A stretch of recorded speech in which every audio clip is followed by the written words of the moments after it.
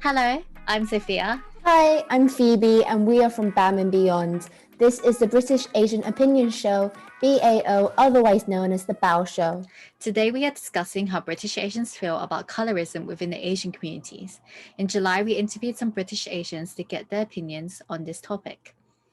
As formerly mentioned in the episode on anti-Blackness within the Asian communities, colorism as defined by the Oxford Dictionary is prejudice or discrimination against individuals with a dark skin tone, typically among people of the same ethnic or racial group. Given the circumstances of everything that has occurred this year, a number of issues which have been highlighted this year are becoming openly discussed in the community, and this includes the idea of colorism within the Asian communities. In an excerpt by the BBC Minute featuring the married YouTubers Bilal and Mima convey how colorism has affected them. Coming from a British Bangladeshi background, they discuss how colorism is rife in South Asia and how it is claimed that white is seen as more desirable. Due to this extent, people have resulted in utilizing skin whitening products to uphold the beauty standards within the community. In India, the skin bleaching industry is a multi-billion-dollar industry. Fair and Lovely is India's largest selling skin lightening cream, making an estimated £250 million in revenue each year. This brand has been consistently criticized for the message it sends to its consumer, that fair and whiter skin is equated with being lovely, aka beautiful.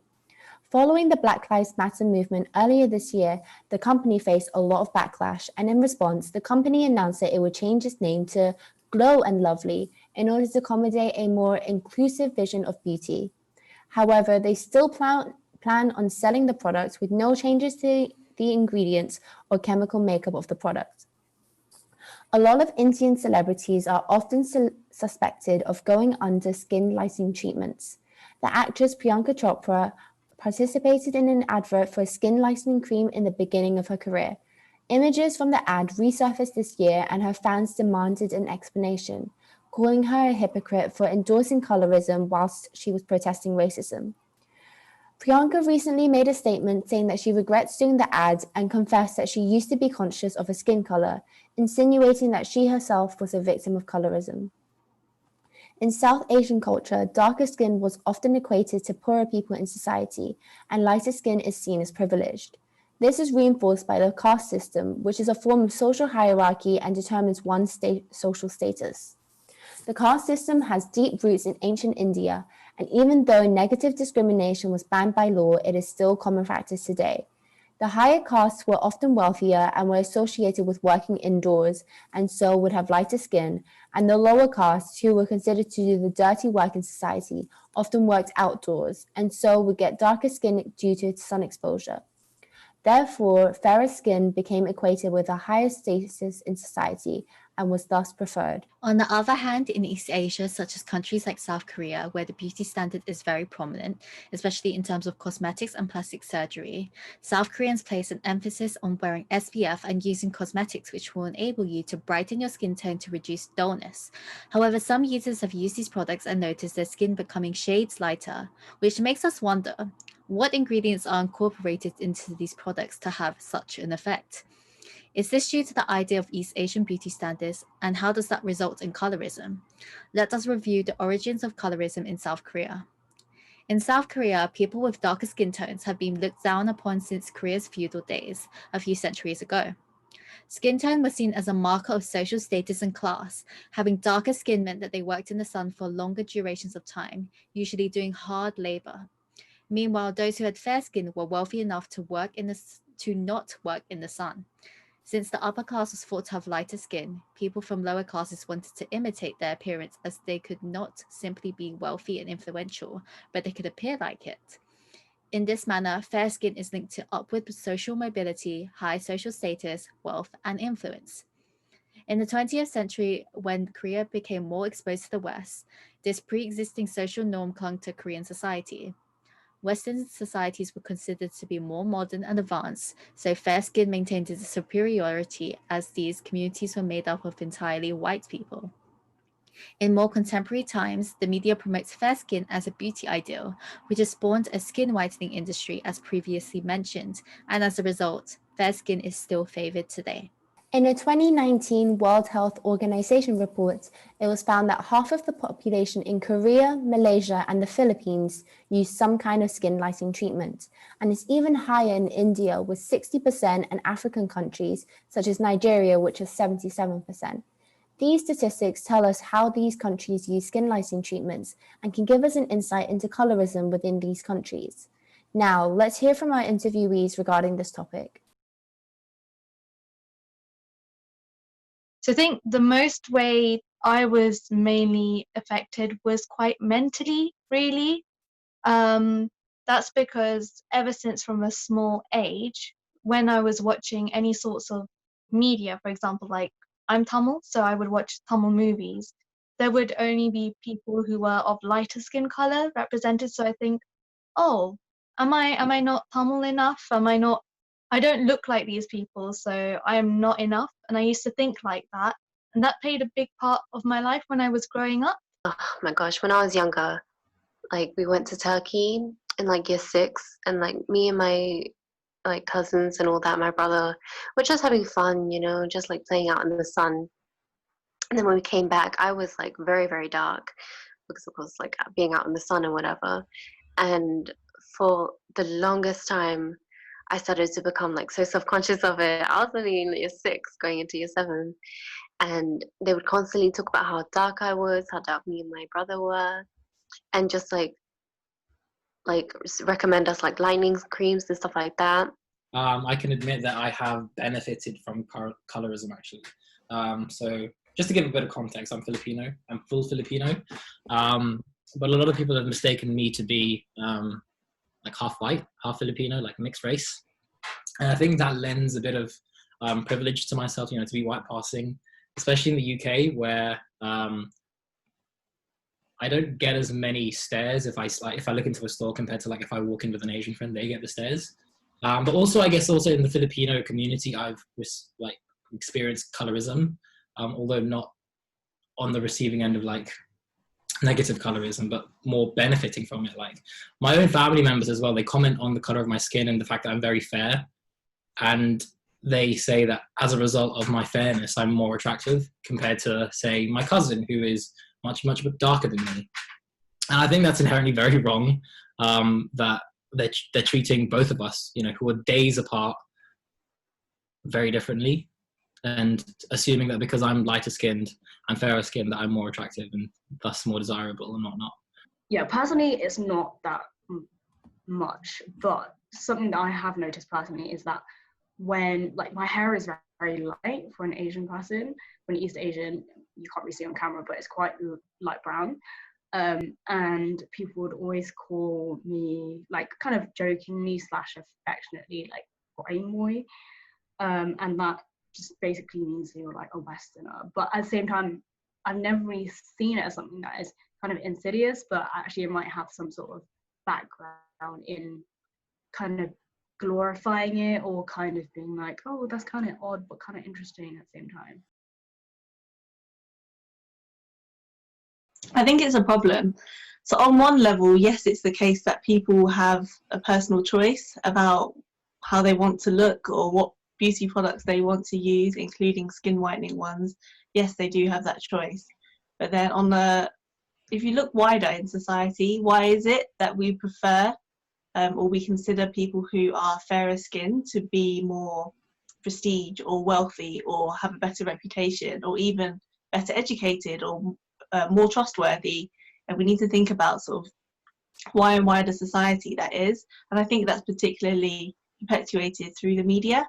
So if you look in movies and music videos, like who is the attractive, say, woman? And often, not just in the UK, but around the world, it is someone who is fairer skinned than the average person in the population. In Asia, they basically love like skin whitening creams or any type of creams that says that will make your skin whiter, look whiter, or in any way. And it's almost so embedded in our society that you don't really realize that that's happening. And as I said, like people like to make passing comments, and a lot of time it's like microaggressions. So you don't really realize it until you think back on a certain occasion, like of what people said, and you're like, oh wait, what they said wasn't right. You know, coming from Hong Kong, growing up, it was definitely, I'd see it a lot where people treat people who are tanner or of a darker skin color differently.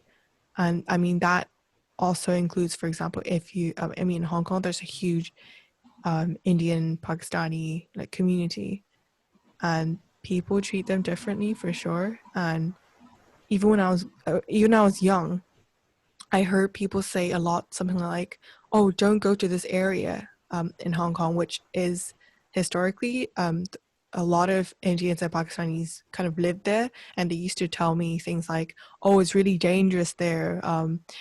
You might get like kidnapped or something like that. So when I was growing up, I had these ideas of like that place and to a certain extent those people as well. Like being born into an Asian culture, you do get surrounded by this rhetoric from your families, from your cousins, you know, like not just even your mom and dad, but like your aunties and uncles, you know, about when I used to come back from England, I used to be quite dark and tanned, or if I was tanning and I didn't really care in Hong Kong, you know, people would be like, oh no, it's really bad for you. But also like, oh, they say like, they kind of call you like a darkie, I guess, like that would be the term.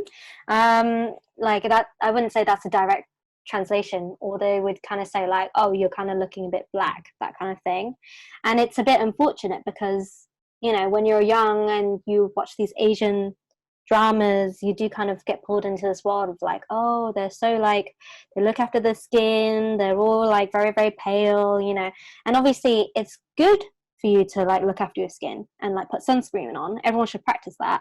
But going out your way to look a certain way and like whitening, I think is very damaging for people's security, personal security, you know, or like personal insecurity, sorry, and also their beauty standards. I don't understand why being lighter makes you better. It just doesn't make sense. Like, especially like, well, I can only speak from like my own sort of experience, what I know about my own community. So like they have caste systems, things like that, and just people who tend to be darker, you just assume that they're not wealthy, and people who are lighter are supposedly more rich and they experience better things in life. Like people put you first and just think that you are better. It just doesn't make sense to why that would work.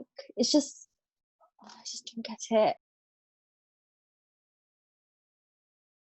I think they're quite dangerous because the chemicals that you use, they can like burn your skin and then make it discolored rather than like an all over lightening. Like I know a lot of countries use tanning products, but like fake tan and stuff like that, but that's like quite temporary and just staining the skin, whereas with skin lightening products you sort of bleach the skin and it's just not very healthy.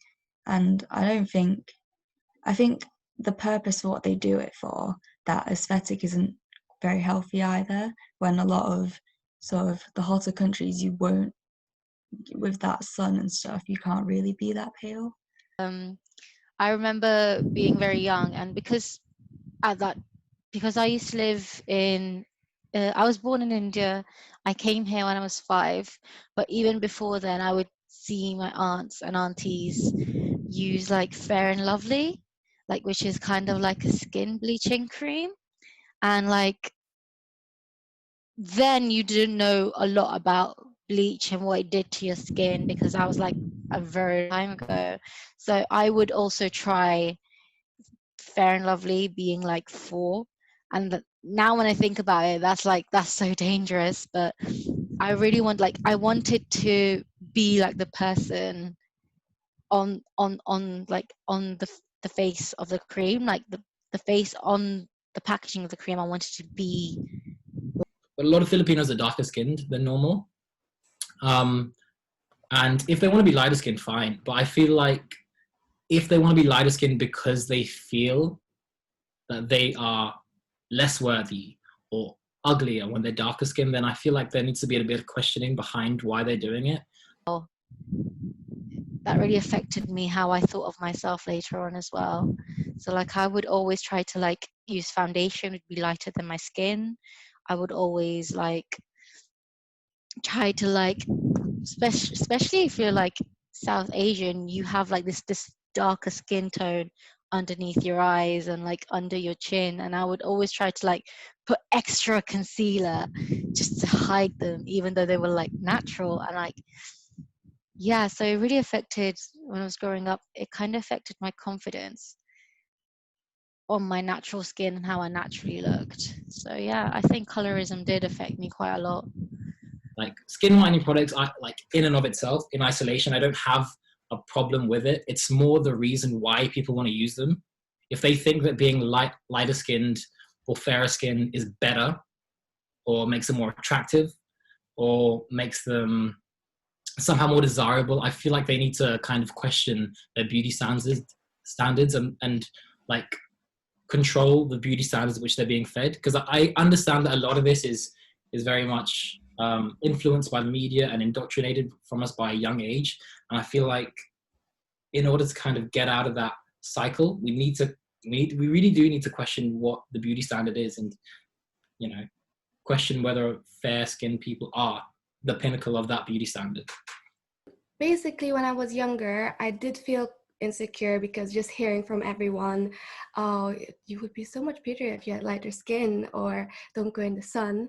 I would try out certain products, like I would use like Eskinol is quite a popular brand in the Philippines. So I would use things like that, or creams, the papaya soap. I did try that, but I just feel like I didn't really work. And then now that I got older and I just got a bit more confident in my own skin, it's just like, I don't like, it shouldn't matter if I feel happy in my own skin and I think it's beautiful, or yeah, I'm confident in it. There's no point in using it. So now it's like, I just want my skin to be healthy. I just want it to look glowy, and yeah, stuff like that. If you receive a compliment because you're light-skinned, you can accept part of the compliment, I guess. Like, it's well-intentioned, I'm sure, but then maybe turn it into a discussion and just tell the person who was giving it to you that, me being light-skinned, being pretty, whatever, doesn't mean that people who are dark-skinned are ugly, and then start a conversation there. Like, you don't need to embarrass the person. They might not even realize, because it's something that they've been conditioned to thinking, but you can break that cycle, and that all happens with conversations. And I think all these things are a group effort, especially people who are more directly affected because they have darker skin. They're going to need support of people who are lighter skin. When someone encounters colorism, it's probably at a very young age. So at that time, they might not know any better, or they might not have fully formed their opinions or thought about it in a big context. So the first thing I would say is, if you can't stand up for yourself, or if you haven't been able to, or if you see someone who's not able to stand up for themselves, I would suggest that you stand up for them. But more close to home, I think it's also about calling out colorism when it's in our own households, when it's with our friends, and really interrogating in ourselves, why do we assume that someone who is fairer might be more trustworthy or a better person? And why do we think that someone, therefore, the opposite, who has darker skin, is less trustworthy? And this largely comes down to, for me, media, 100%. It's like characters in TV shows, advertisements. It's just so ingrained in us. But once you are aware of it, you can do something about it, go the other way, and recognize those unconscious biases. What happened to George Floyd is deplorable and terrible, and absolutely, it makes me angry. But I think it has shone a light on racism as a whole, not just towards Black people, but it has kind of incited this want to have these honest conversations about race towards South Asians, East Asians, Black people, natives, Aborigines. And I think because everything is so charged at the moment, there's a lot of energy, there's a lot of excitement. It's flowing into everything else. you know, including these conversations about colorism. And I think now, more than ever, is the time that we should be having these conversations, because if we don't have them now when everything is so in the spotlight and everything is focused, then I feel like we're missing an opportunity, because I can't imagine that we'll ever get a chance like this ever again, where we're able to have these conversations so candidly and so honestly with people of color and white people. We can't waste this opportunity. It's not like we can't do it at any other time, but we do, I believe it's good to make use of, but use the momentum that is built up. I feel like already, just by in my everyday life or on my social media feed, I do feel like something is dying down, but I did feel, you know, there's something slightly different about this time, that the Black Lives Matter movement was revived, rejuvenated. You know, yeah, go with the momentum and actually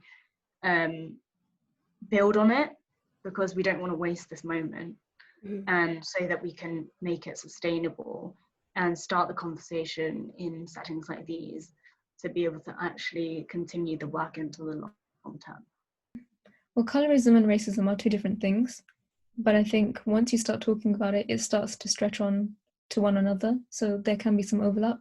If you start within your personal groups, like your family, for example, and address the colorism issues that exist, and then use that as a stepping stone to move on to racism, and then particularly anti-Black racism, so start to talk about Black Lives Matter, it's basically just like a bridge. You start talking about one thing and then you end up talking about another, because they are very similar, and talking about things that are close to home, like colorism, will probably help people to understand things that they can't necessarily relate to directly, like Black Lives Matter.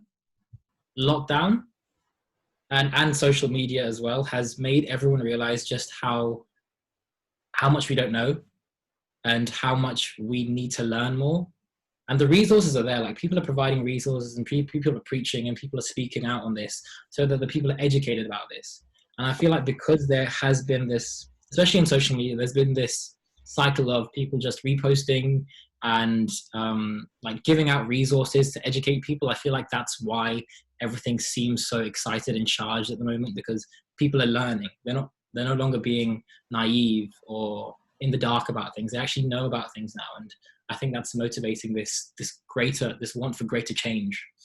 With Black Lives Matter movement and that, I think a lot of people tend to use fake tan as well, and then that I don't think there's like anything wrong with using it subtly, but I think some people go overboard and they sort of make themselves look way darker than anyone of like color might be, which is then kind of problematic, because they've taken that like aesthetic look but they don't have to face any of the consequences that come with having a dark skin tone, like being treated differently. They can sort of just wipe it off at the end of the day. It's just like an aesthetic for them, rather than like it being your skin color, which you can't change. And then for like people, especially like Western sort of ethnicities, they can, if they use fake tan to become dark, they don't have to face the discrimination with it as well. So it's like important now, because it's sort of like, how far is too far when you're doing that kind of stuff? There's a lot of talk, like over here in, because my town is majoritarily white, I've kind of built up to a point where if someone does say something about the color of my skin, I do joke along now, or I'll take the hits, which now that I've kind of learned to kind of embrace my dark skin, well, my olive tan skin tone, kids from a young age, they want to look a certain way because of how people tell them to, or how people say that they should look like. And I think kids definitely, younger teenagers should definitely learn to not listen to their comments and just learn to embrace yourselves and embrace your ethnicity, and don't try any skin lighteners or just self tanners. I think it's well known that colorism is prevalent within the Asian community. If you've ever grown up in an Asian household, chances are that an Asian auntie has commented on the complexion of your skin. Personally, my family never believed in colorism or enforced this onto me when growing up. In fact, my family enjoyed tanning because they were often participating in outdoor sports activities. However, a lot of Asians have encountered colorism from their own family or family friends, and that can be extremely damaging to one's confidence and self-image if they are being told by family or by the media that dark skin isn't beautiful or ideal. A lot of the British Asians in our interviews confirms that they are aware of colorism in the Asian community, whether it's South Asia, East Asia, or Southeast Asia. And some of them have even been personally affected by colorism, whether they benefited off of it or were discriminated against. It is interesting to hear what they had to say and what they had experienced, because it goes to show that colorism is taught by the older generation, who are perhaps more traditional and conservative, and it is learned by the younger generation, who then internalize colorism, either developing it into self-hatred or outward discrimination. Some of our interviewees have even used skin lightening products because they were encouraged by family members or because of the way that the products were advertised. So what did you think of the interviews, Sophia? So after listening to the interviews, there were like particular points which really struck with me that I hadn't previously thought about myself. I personally never really been affected by colorism per se, or in an insidious manner other than people commenting I'd got tanner, but not to criticize it. And I've also heard and read about the historical context of why these beauty standards have formed. But one of the most interesting elements to me was a point which Benzar mentioned about white superiority, particularly with the idea that white or fair is considered beautiful. But is this because people are still thinking that white is better? Within the Asian community, the East has looked towards the West and have been influenced by their looks to cater to their own beauty standards. And with Asian pop culture centralizing the idea that lighter skin is the norm, it's hard not to criticize oneself when we are constantly exposed to media representation of the lighter skin tone. However, as Julie has mentioned, if we start to showcase different skin colors in the media, it allows others to become more comfortable with their skin color. With K-pop, for example, people have started to become more accepting of darker skin tones as they are showcased more throughout the years. Examples include EXO's Kai or Hyun, who is a former Sister member. But as you mentioned, Phoebe, in terms of the older generation, I think that our views have been highly affected by our upbringing and the comments we are subjected to by our relatives. But if we are not willing to challenge or correct it, then there will be no change. No one is expecting change within a day, but if we start to make steps to understanding and re-educating ourselves on these views and others, there is a potential to change. Being able to support others who cannot do so for themselves, as Abby has mentioned, is a great way to stray away from the concepts of self-hatred if young children are exposed to the idea that their skin color is okay. And it's perfectly acceptable to be comfortable in one's skin. We've entered the year where our views are becoming even more valuable as lockdown has allowed us to educate ourselves with resources and speak up about all these topics, reevaluating what is embedded in our culture and what we need to change about it. And with the BAO Show, we have had the opportunity to listen to British Asian views on each of these topics within the season. Unfortunately, this is the final episode of the season, but we've been very grateful for everyone who has taken the opportunity to partake in voicing their opinions. 2020 has been a roller coaster of a year, but with all the events that have occurred, we have been able to utilize the momentum and speak up about all these important issues as British Asians. If you have any opinions on colorism within the Asian community, you can reach out to us on social media and share your opinions. Also, if you want to get involved with season 2 of the BAO Show, please feel free to contact us. Our social media is BAM and Beyond. That is BAMNBEYOND. We are active on Instagram, Twitter, and Facebook, and you can also buy us a bubble tea via coffee in order to support us and fund our future endeavors. Please like this video and subscribe to our YouTube channel and leave a comment down below. Don't forget, on the BAM and Beyond Instagram, we also have a filter for the BAO Show. So please check it out and don't forget to tag us when you use it, as we'd love to hear all of your thoughts on the different topics. And even though the season is ending, the conversation doesn't end here. If you want to come and chat to us about this topic or more, you can also join us for a discussion on our Discord server. So thank you for watching and see you again soon in due time for the second season. Goodbye.